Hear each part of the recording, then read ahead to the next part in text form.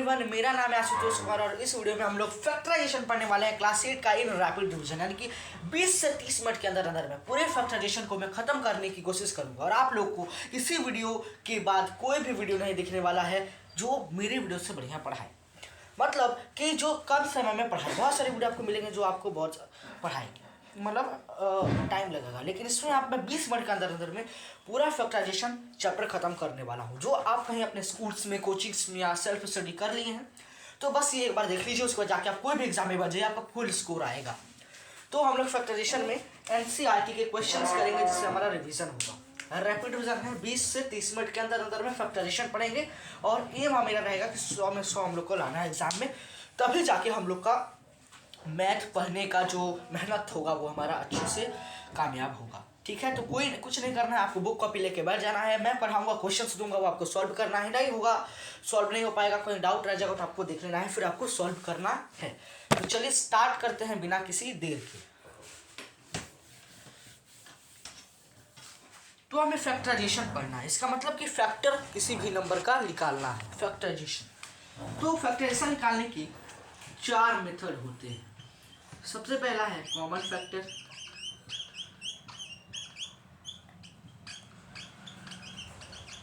दूसरा है रीग्रुपिंग,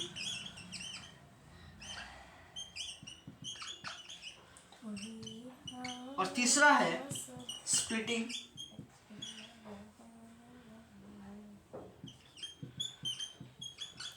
और चौथा है यूजिंग आइडेंटिटी।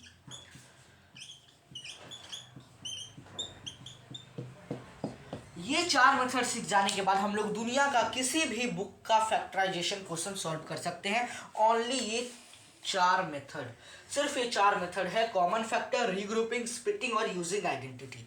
मात्र ये 4 मेथड है, आप इसको फटाफट से नोट कर लीजिए।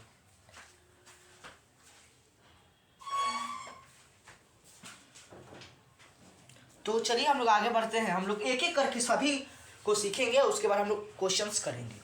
तो सबसे पहला हम लोग का टॉपिक है कॉमन फैक्टर, और हम लोग क्लास 6 से पढ़ते आ रहे हैं कॉमन फैक्टर के बारे में, तो वो कुछ नया नहीं है, पर रिवीजन कर लेते हैं।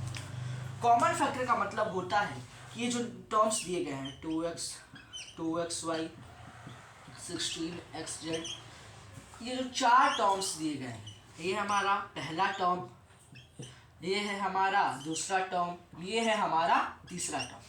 तो ये जो टर्म्स दिए गए हैं, तीनों टर्म्स, इस तीनों टर्म्स में, यानी कि पहला टर्म हो गया, दूसरा टर्म हो गया और ये तीसरा टर्म हो गया, इस तीनों टर्म्स में कौन सा नंबर है या कौन सा वेरिएबल है या कौन सा कांस्टेंट है जो क्या है इक्वल है, यानी कि सभी में है, इसमें भी है, इसमें भी है और इसमें भी है।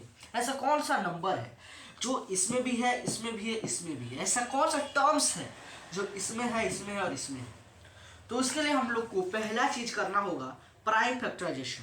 हम लोग इसको पीएफ से बोल सकते हैं। प्राइम फैक्टराइजेशन हमें करना होगा, लेकिन जो शॉर्ट नंबर ऑफ टर्म्स होते हैं, जो छोटा सा नंबर होता है, उसे हम लोग बिना प्राइम फैक्टराइजेशन के कर सकते हैं। तो हमें देखना होगा कि 2x, 2xy और 16xz में कौन सा नंबर कॉमन है।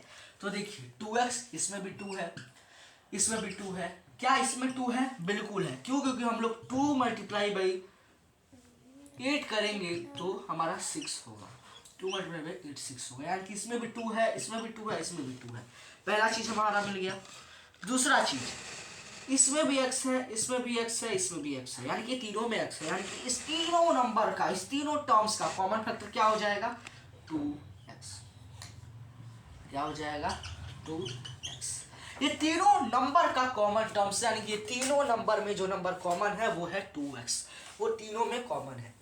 इसी तरीके से हम लोग लार्ज नंबर टर्म्स को, शॉर्ट नंबर टर्म्स का कॉमन फैक्टर इजीली निकाल सकते हैं। तो देखिए हम लोग आगे बढ़ते हैं।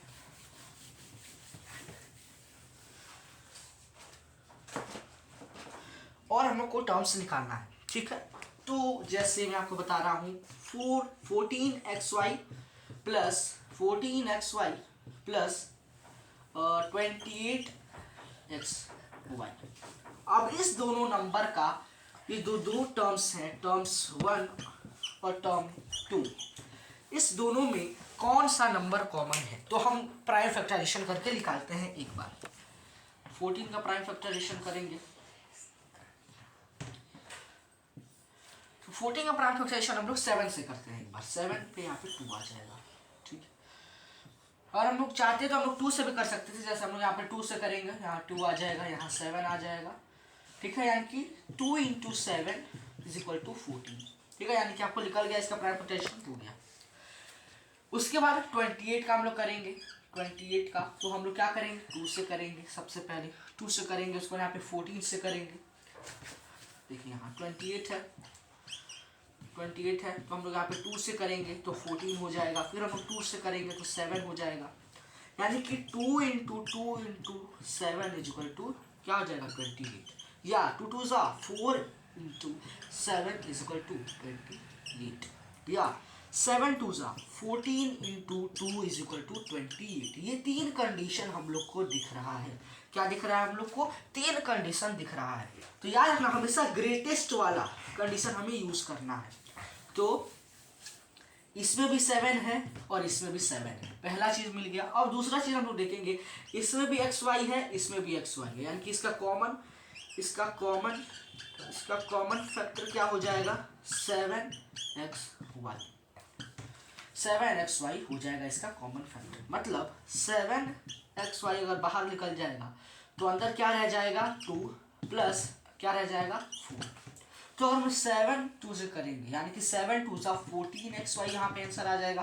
फिर 7 4 प्लस 7 4 28xy आंसर आ जाएगा।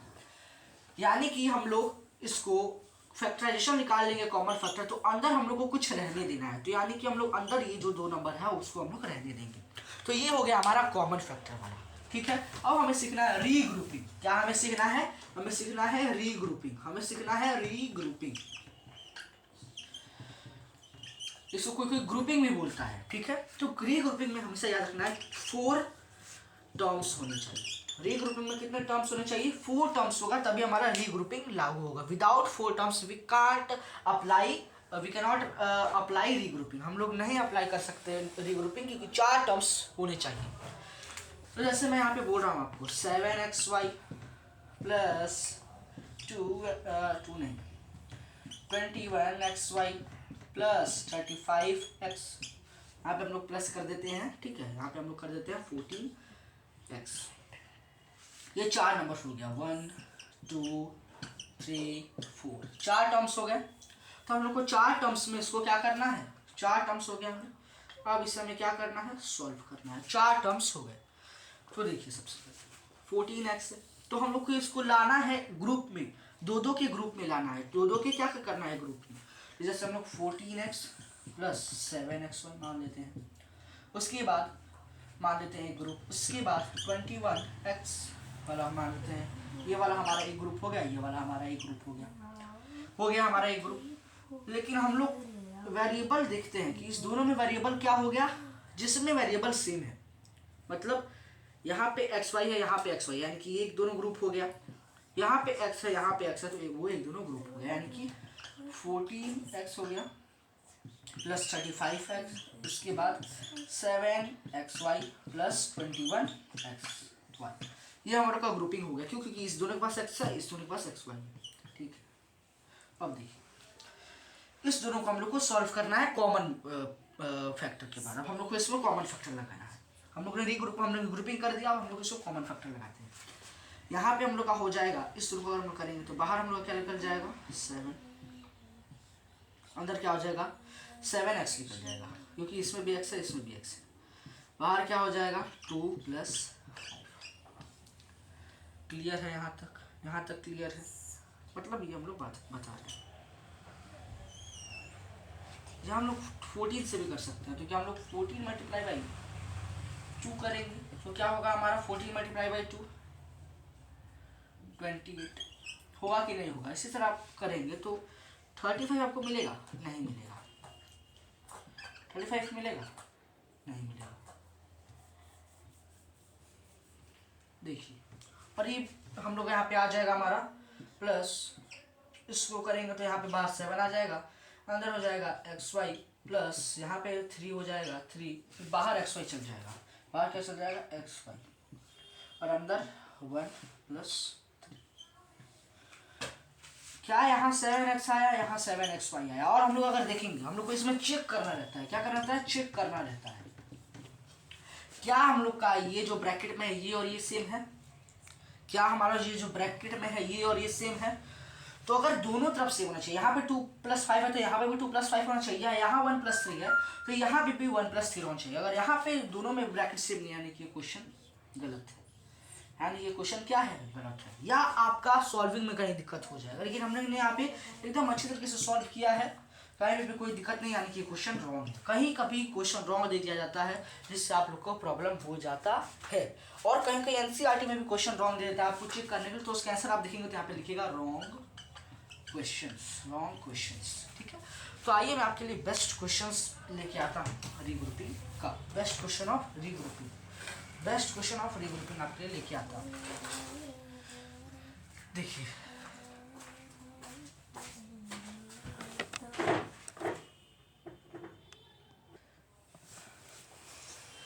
तो आइए हम लोग कुछ रीग्रुपिंग के क्वेश्चंस करते हैं।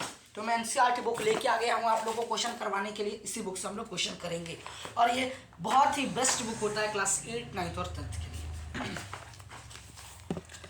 तो रीग्रुप में क्या क्वेश्चन यहाँ पे दिख रहा है मुझे, मैं बुक ले लेता हूँ। यहाँ पे क्वेश्चन दिख रहा है मुझे x² + xy + 8x + 8y। Beautiful,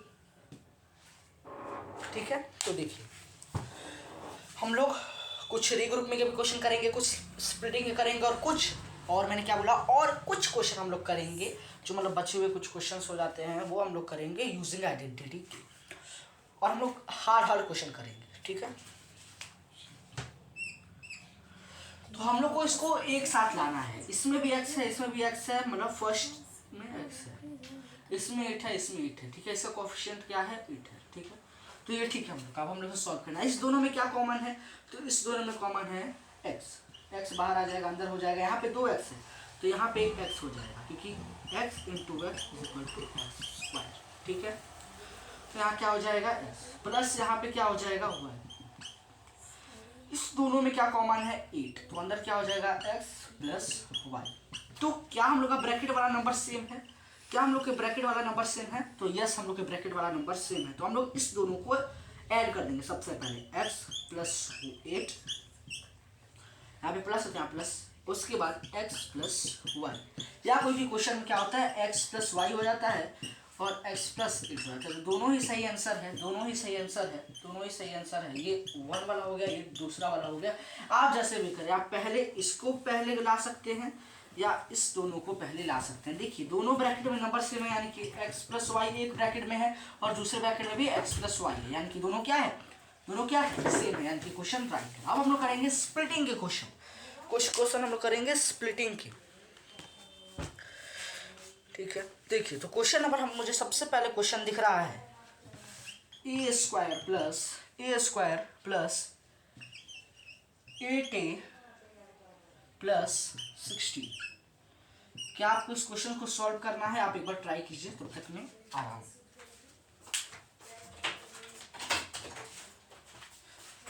चलिए इसे सॉल्व करते हैं। स्प्लिटिंग का मतलब होता है कि इस टर्म को, पहले टर्म को हमें 2 टर्म में कन्वर्ट कर देना है, 2 टर्म में कन्वर्ट कर देना है। यानी कि यहाँ पे 3 टर्म दिए हुए हैं, फर्स्ट, सेकेंड और थर्ड, और इस टर्म को हमें 4 टर्म में कन्वर्ट करके क्वेश्चन को बनाना है। तो इसका एक फॉर्मूला आता है। फॉर्मूला क्या है कि हम लोग, फॉर्मूला ये है कि मतलब यहाँ पे a + b + c है, मैं बताता हूँ। तो यहाँ पे हम लोग b को 2 पार्ट में डिवाइड कर देना है, कन्वर्ट कर देना है। जिससे अगर हम लोग, जैसे मान लो हम लोग इसको 2 पार्ट में हम लोग ने कन्वर्ट कर दिया, f और g, ठीक है। तो हम इस दोनों को जोड़े या घटाएं तो b आए, इस दोनों को जोड़े या घटाएं तो क्या आए? b आए, और इस दोनों को मल्टीप्लाई करें तो c आए। इस दोनों को क्या करें? मल्टीप्लाई करें तो c आए। अगर ऐसा होता है तब ये रूल लागू होगा। जैसे यहाँ पे a² हम लोग ऐसे रख देंगे, हम लोग 8a को 2 पार्ट में डिवाइड करेंगे तो 8a आए और 16, और इसको मल्टीप्लाई करें तो 16 आए। तो सबसे पहले हम लोग 4a प्लस 4a कितना होता है 8a होता है, और 4 4 जा कितना होता है 16 होता है, यानी कि रूल लागू होगा 4a प्लस 16। अगर इस दोनों को मल्टीप्लाई करेंगे तो 16 आएगा। वेरिएबल नहीं देखना है, वेरिएबल नहीं देखना है, रूल में वेरिएबल नहीं देखना है, सिर्फ कांस्टेंट देखना है, कांस्टेंट। फिर कांस्टेंट 4 4 को मल्टीप्लाई करेंगे तो 6 आएगा, और इसमें वेरिएबल को देखना है।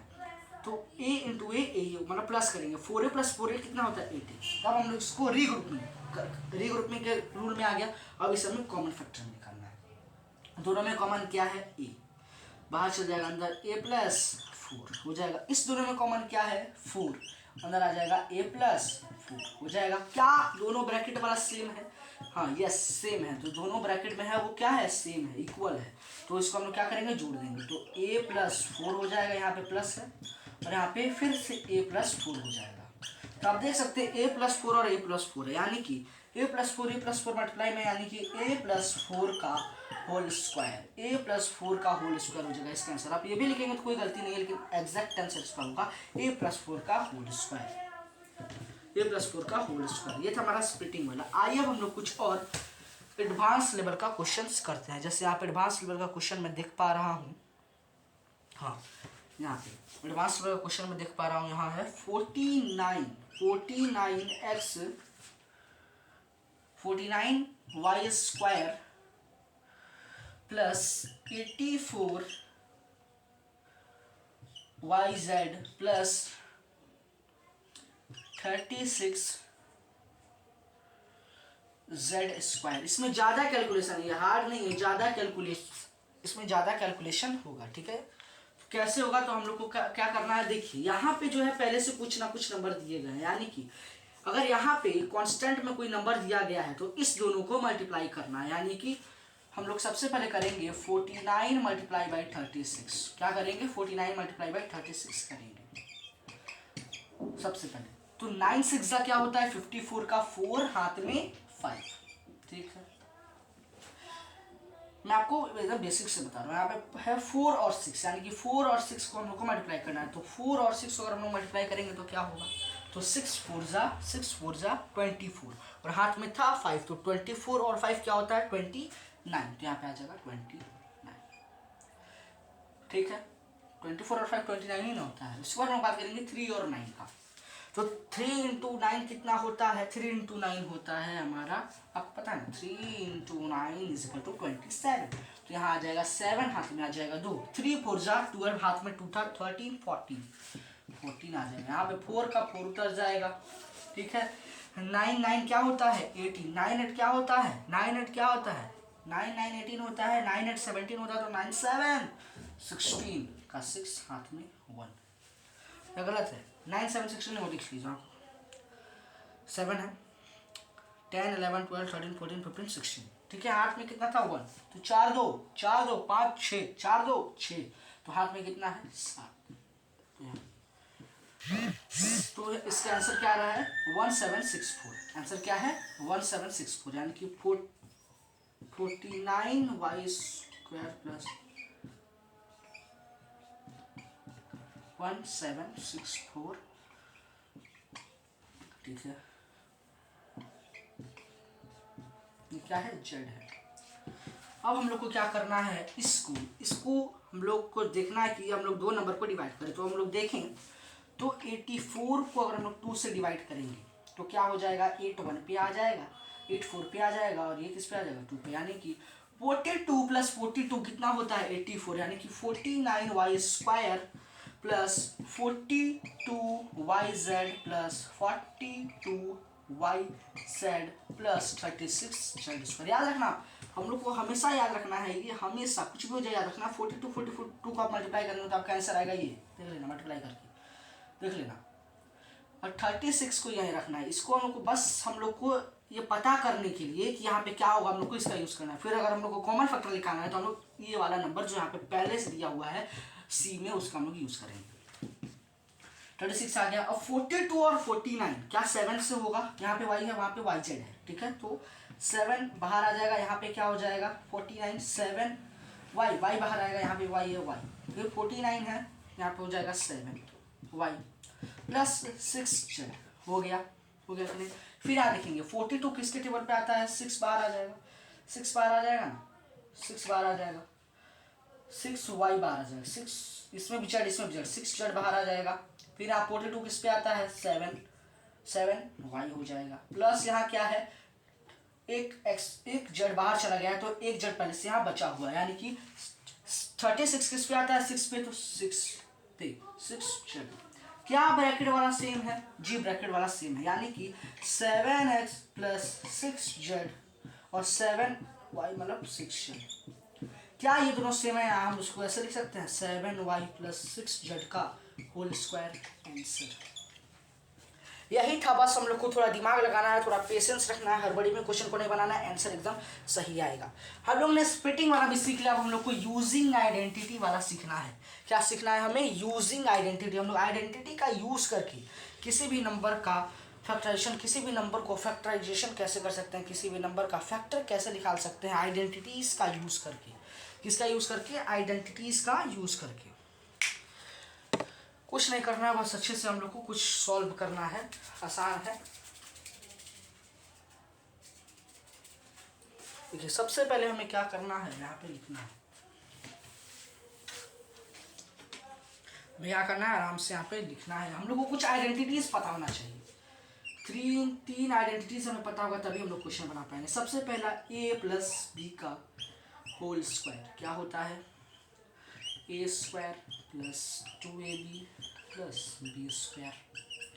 अब a माइनस बी का होल स्क्वायर क्या होता है, a square minus 2ab plus b square. और तीसरा है a square minus b square, क्या होगा, a प्लस बी और a माइनस बी। इसका मैं दूसरा वीडियो बना दूंगा जिसमें हम लोग इस तीनों को प्रूफ करेंगे।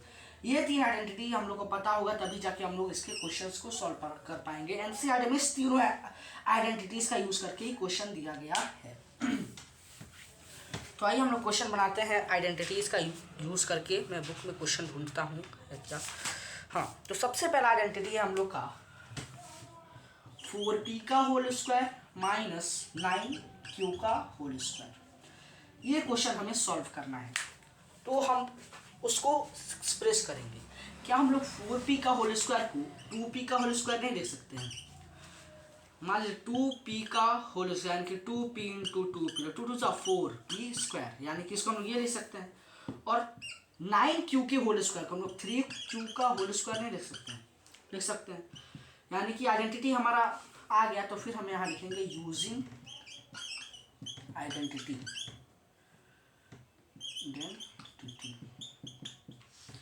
a square minus b square equal to, यहाँ क्या हो जाएगा, a की जगह यहाँ पे हम लोग रखेंगे 2p का होल स्क्वायर माइनस 3q का होल स्क्वायर। तो a क्या है 2p और b क्या है प्लस 3q, और a क्या है 2p और b क्या है माइनस 3q। यही हमारा हो जाएगा आंसर, ये हमारा क्या हो जाएगा आंसर। तो यही हमारा आंसर है। बस हम लोग को क्या करना है, इसको यूजिंग आइडेंटिटी यहाँ पे लिख लेना है, वरना आपका और अच्छा लगता है आप यूजिंग आइडेंटिटी।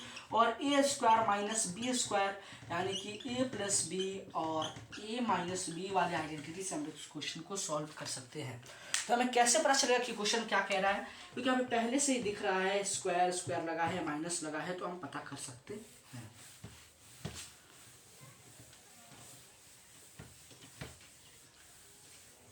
ठीक है,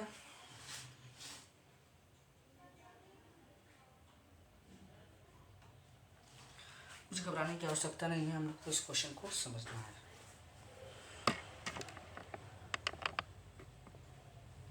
सेकेंड क्वेश्चन हम थोड़ा स्टैंडर्ड क्वेश्चन कर रहे हैं, जो लिखा हुआ है 16x का पावर 4 और क्या है माइनस 144 x का पावर क्या है, x का पावर है 3, x का पावर क्या है 3। और हमें इसे बनाना है, बहुत ही आसान क्वेश्चन है। लोग बोल रहे हैं कि यहाँ पे पावर 5 आ गया, यहाँ पे पावर 3 आ गया, तो ये कैसे बनेगा। नहीं, हम लोग को क्या करना है, इसको सबसे पहले कॉमन फैक्टर से निकाल लेना है। इस कॉमन क्या हो जाएगा 16, x का पावर 3 हो जाएगा, बीच में भी है, ब्रैकेट में आ जाएगा 1 आ जाएगा यहाँ, और यहाँ x का पावर 2 आ जाएगा, माइनस 16 9 से क्या होता है 144, तो यहाँ हो जाएगा 9 और यहाँ पे बाहर चला गया 2 तो 9 हो जाएगा।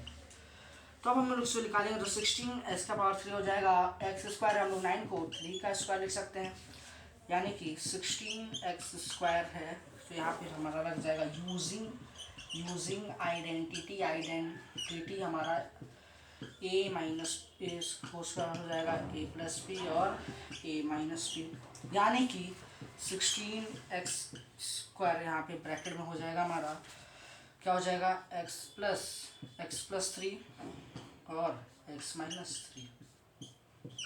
हमारा आंसर ये हो जाएगा। आंसर क्या होगा हमारा 16x का पावर 3 ब्रैकेट में x प्लस 3 और x माइनस 3। किस आइडेंटिटी का यूज़ करके, जो आइडेंटिटी हम लोगों ने पहले लगाया था उसी आइडेंटिटीज़ का यूज़ करके ये क्वेश्चन बनेगा। उसके बाद वाला क्वेश्चन देखते हैं। हम लोगों ने एक आइडेंटिटी सीखा, अब दूसरा आइडेंटिटी वाला सीखते हैं। हाँ,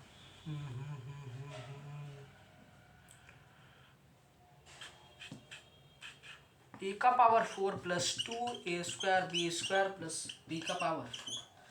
अभी हम लोग को इसको निकालना है, तो हम लोग को देख सकते हैं इसमें a प्लस b का होल स्क्वायर लगेगा। इसमें आपको देखने से लग रहा है क्योंकि कॉमन फैक्टर से भी नहीं होगा, यूजिंग आइडेंटिटी से भी होगा। क्यों? क्योंकि इसमें होगा कॉमन फैक्टर से होगा नहीं होगा, रीग्रुपिंग से होगा नहीं होगा, स्प्लिटिंग से होगा नहीं, क्योंकि इसमें पहले से 4 टर्म दिया हुआ है। तो इसको हम लोग a का पावर 4 a स्क्वायर का स्क्वायर लिख सकते हैं प्लस 2a 2 है a b हम लोग लिख सकते हैं प्लस b स्क्वायर का पावर स्क्वायर लिख सकते हैं। ठीक है, अब हम लोग देखेंगे यहाँ पे लगाएंगे हम लोग यूजिंग आइडेंटिटी। अब देखिए यहाँ पे 2ab है, यानी कि यहाँ पे 2 इंटू ए क्या है, यहाँ a का पावर 2 a ये है ना, उसके बाद b क्या है a का पावर b का पावर 2, क्या ये मैच कर रहा है? मैच कर रहा है। तो यूजिंग आइडेंटिटी क्या होगा, a प्लस b का whole square equal to a square plus 2ab plus b square हो गया।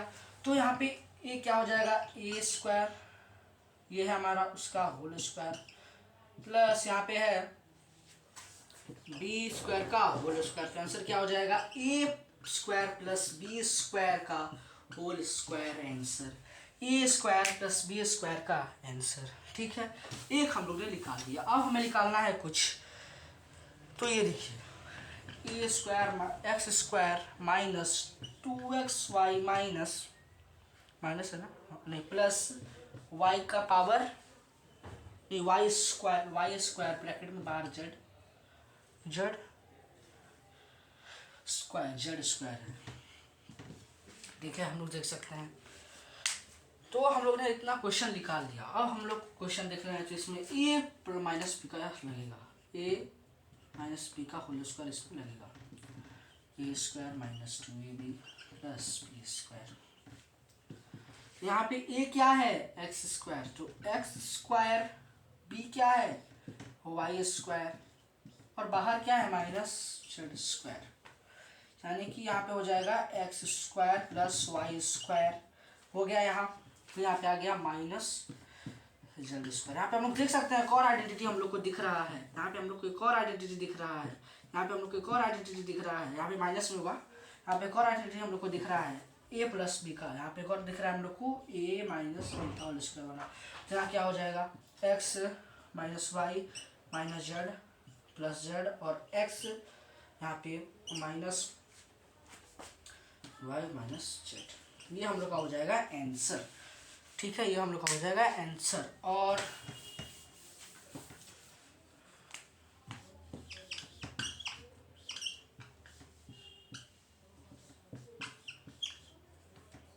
Thank you. हम लोगों ने इस चैप्टर को जल्दी से जल्दी ख़त्म कर लिया, लगभग 20-30 मिनट 40 मिनट मतलब हो ही गया होगा, अभी मुझे टाइम नहीं पता है। और हम लोगों ने सारी चैप्टर्स को अच्छे तरीके से मतलब सारे कॉन्सेप्ट को हम लोगों ने अच्छी तरीके से सीखा, और मैंने आपको चारों कॉन्सेप्ट के 2-2 3-3 क्वेश्चंस करवा दिए हैं, यानी कि बस मैंने टफ क्वेश्चन करवाया है जिससे आपका पूरा रिवीजन हो गया होगा। और अगर आपको कोई भी डाउट है तो आप कमेंट सेक्शन में पूछ सकते हैं, और मैं 24 आवर्स कमेंट आप जब करें कोई दिक्कत नहीं, ऐसा नहीं कि आप 7 बजे करेंगे 6 बजे करेंगे, नहीं, आप 24 आवर्स में 24 आवर्स कर सकते हैं। और डिस्क्रिप्शन में मैं कुछ क्वेश्चंस दे दूँगा, उसको सॉल्व करना मत भूलना। Thank you for seeing my video, have a nice day.